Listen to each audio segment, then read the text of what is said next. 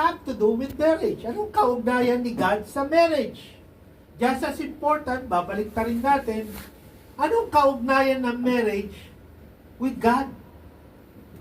And last week, we saw God created marriage.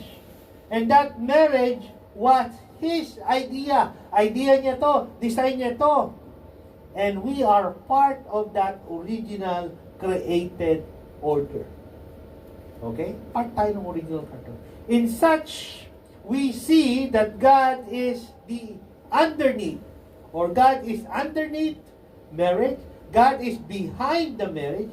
God created the marriage, designed the marriage, defined the marriage, and upholding the marriage. Siya lahat yun.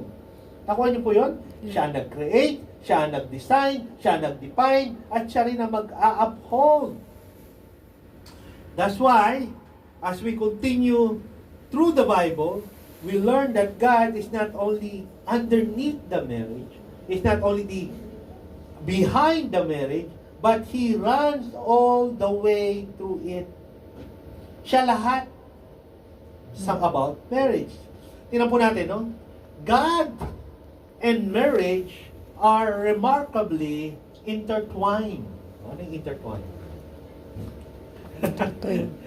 Hindi namin ma-define niya kanilang umaga ng Tagalog, intertwined. Sabi na pagka-bol-bol, ang bol parang negative, no? Pero, alin, habi lang yung hinabi. Di ba? Hinabi. Ginanchilyo, parang gano'n. Pero, hinabi, no? Tingnan yung illustration, hinabi. So, ibig sabihin, si God and marriage were remarkably hinabi, no? In-intertwine. Okay? In-intertwine.